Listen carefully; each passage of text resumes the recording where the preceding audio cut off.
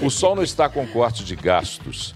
E o corte de gastos que foi anunciado ontem pelo ministro Fernando Haddad ainda preocupa os economistas. Eu estou com a minha colinha aqui no papel de pão e acho que o governo não fez a conta no papel de pão. A conta do papel de pão é aquela que você faz com o que eu ganho e o que eu gasto. Na sua casa é assim, em qualquer lugar deve ser assim. Ah, mas o governo tem que bancar projetos sociais? Perfeito, que os banque e que tire de alguns outros lugares o dinheiro necessário para bancar os projetos que ele acha que são essenciais. O que não pode é querer bancar projetos que lhes são essenciais e não proporcionar corte de gastos relevantes. Vamos lá. Ontem o ministro Fernando Haddad fez um pronunciamento às 20h30, um pronunciamento de aproximadamente 8 minutos, pronunciamento por rádio e televisão. Anunciou primeiro aquilo que foi especulado à tarde, que é o aumento da isenção da tabela do imposto de renda, uma promessa de campanha de Lula para R$5.000. O dólar disparou, foi a 5,91 depois da perspectiva desse anúncio de Fernando Haddad. Era uma promessa de campanha, mas tem que ser aprovada pelo Congresso. E para ser aprovada pelo Congresso vai ter que engolir todo o pacote de cortes de gastos anunciados pelo governo. Primeiro, as medidas não foram detalhadas, mas vamos assim rapidamente aquelas que foram apresentadas ontem por Fernando Haddad. 70 bilhões de reais em 2 anos, aproximadamente 35 bilhões em cada ano. Vai limitar o crescimento anual do salário mínimo, a restrição à concessão daquele 14º salário, que é o abono aos trabalhadores, sobretaxar aqueles que ganham mais de R$50 mil por mês. Não tem detalhamento de como isso vai ser feito, mas é a ideia do governo. Essa perspectiva já foi tentada e não deu certo em outros países. Quando você limita a remuneração, você interfere na relação profissional e a gente sabe disso.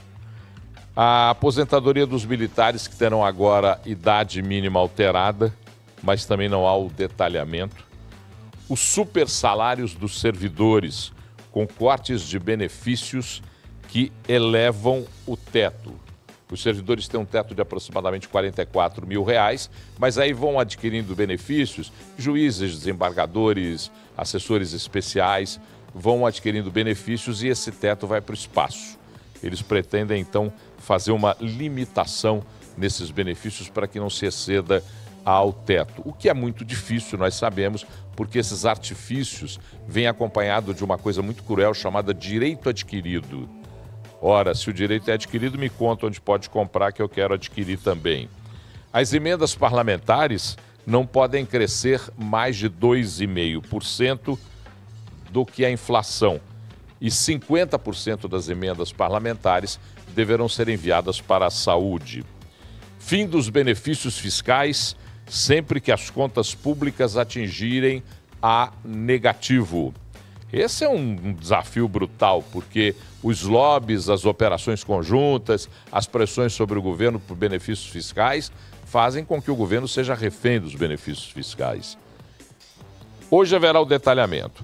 Conversei com vários economistas, alguns de linhas até divergentes do que eu penso. Eu não sou um jornalista que, embora tenha feito especialização em economia, fiz uma especialização em economia por conta de uma função que exerci, mas não sou expert em economia.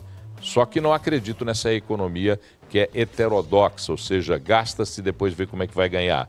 Mas os economistas que eu conversei, em regra geral, avaliam que o governo não cumprirá esse déficit zero prometido para 24 e 25. São 70 bilhões por ano. 35 bilhões, são 70 bilhões em 2 anos, 35 bilhões por ano.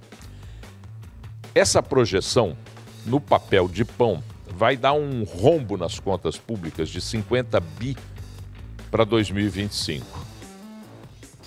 O governo não anunciou corte de gastos na máquina pública. O governo não anunciou a redução das despesas da estrutura administrativa.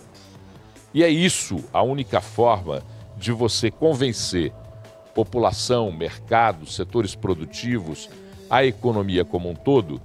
É a única forma de você convencer que você vai conseguir fazer corte de gastos. Ou seja, eu vou parar de gastar. E não fazer maquiagens e malabarismos para justificar 70 bi em 2 anos. É uma tarefa dificílima, o detalhamento vai ser feito.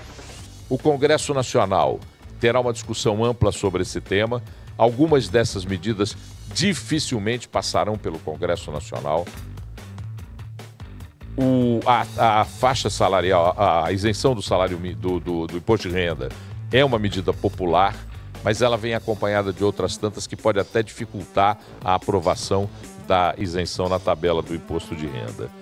É preciso entender o seguinte: não há contraposição rígida ou definida ou obstinada do mercado às propostas do governo. Com quem eu conversei, há a clareza exata de que o governo precisa urgentemente apresentar um projeto onde tenha a redução dos gastos públicos e da máquina administrativa. Se assim não o fizer, se continuar pendurando servidores dentro da estrutura do Estado e gastando mais do que ganha, não tem solução.